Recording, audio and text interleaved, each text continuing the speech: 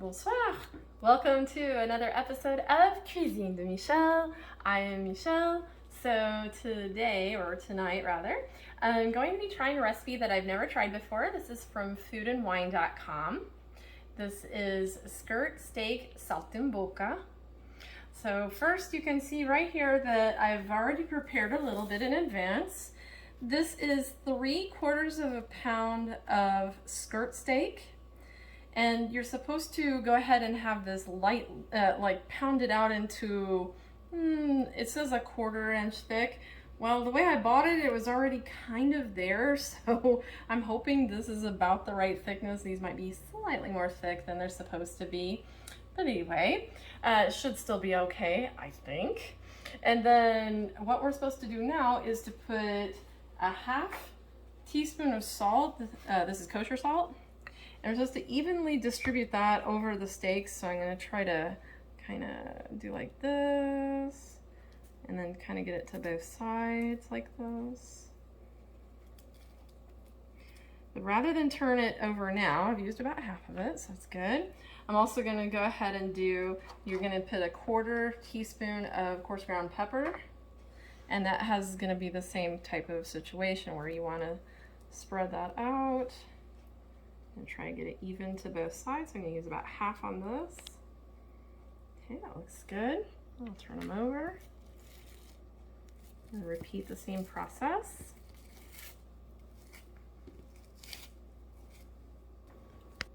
Okay, so now that I've got those seasoned with the salt and the pepper, we are to take 2 sage leaves and press them into each one of these.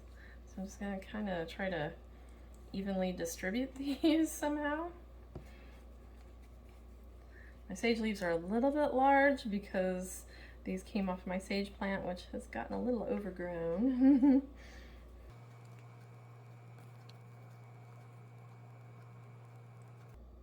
And then once we have those on there, we're going to be taking some prosciutto, and it says we're to wrap this around. Take 1 slice and wrap it around each steak like this.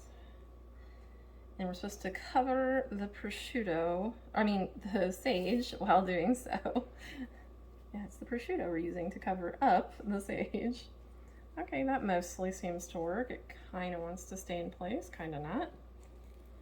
And while I'm doing this, I'm gonna go ahead, I've got olive oil right here in the skillet, and this is a 1/4 cup of olive oil. We need to heat this on medium high to get this ready. Okay, so now that I have my oil heated, I'm going to be putting in 4 of these sage leaves. They're probably going to crackle a lot, so I apologize for the noise. And we're also going to be putting in 4 unpeeled cloves of garlic. It says medium, but mine are the size they are, so I'm going to have to do the best I can. We're going to stir those around. And it says to cook them for about 2 minutes until they start to get a little bit lightly browned on the garlic.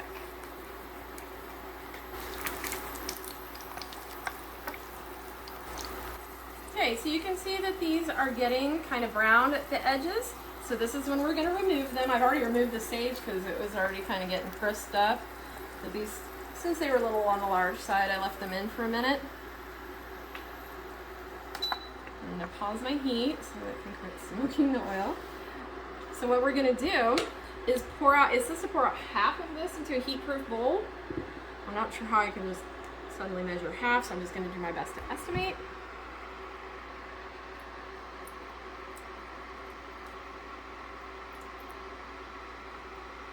About 1/2. And then we're going to end up returning this to the heat. And our next step is going to be to put the steaks into here. Now it says to only put 2 of these in. I have a fairly large skillet and it said to use a large skillet, so I'm not entirely sure why it says to only put 2 of them at a time, other than that you risk that they might boil each other or something. So I am going to follow the instructions and do them 2 at a time.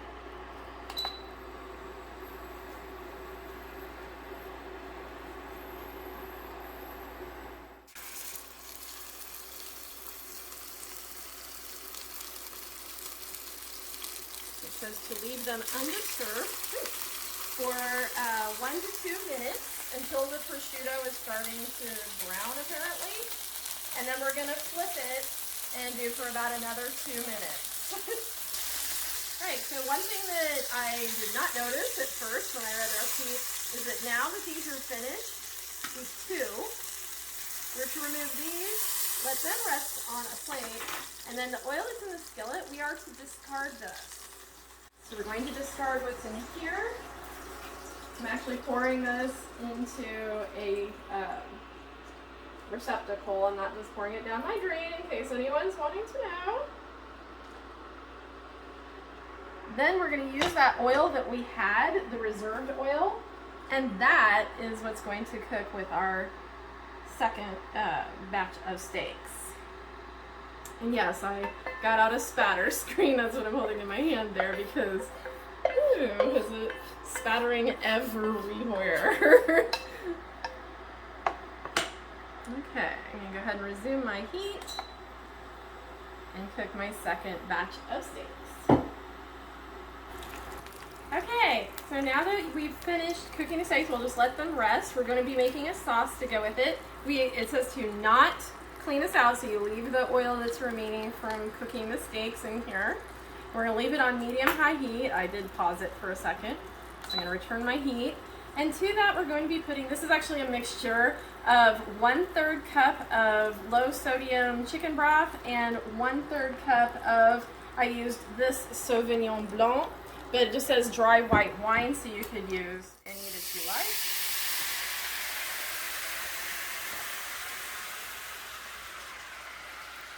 So then we are going to stir this as it cooks. And we are to scrape up any brown bits that are down there. We want to get this to where it is reduced by half. It says about 3 minutes. I don't know if it'll take quite that long because of the skillet here is pretty wide. So we'll see. Okay, so after you've got it reduced by a half, then you're going to want to put in 2 tablespoons of cold butter. See here.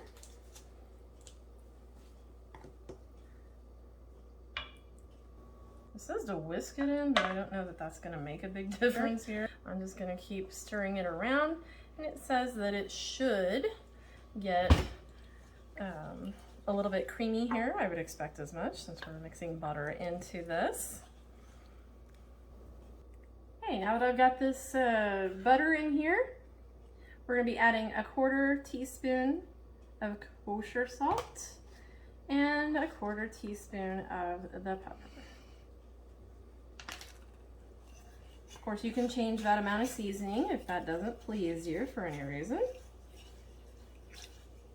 And then the steaks are going to get served with this sauce, and personally, my preference when it comes to making a sauce like this is to return the steaks in, let them sit in the sauce for just a moment before trying to plate it up, so that's what I'm going to do. I will see you at final plating.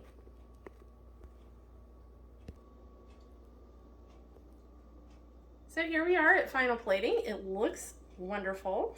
As you can see, I added some roasted potatoes. I will also put a link to those. I'm going to have those in my blog as well, so you can see about those if you'd like to serve that, or whatever side pleases you to go with this. I garnished it with the sage leaf that had been fried. This is the garlic, but the peel has been removed. Please do that and before serving. And of course, there is a little bit of sauce. I didn't put too much, so it wouldn't be very messy. Anyway, I think it's going to be wonderful, and I hope that you'll enjoy it as well. Please be sure to like, share, subscribe, please, and comment. Leave me a comment to tell me your thoughts about it, if you've made anything similar, anything that you want to say about it. I welcome your comments. I love having interaction with you all. And thank you for joining me for this episode. I hope you'll come and join me for another one soon. Au revoir.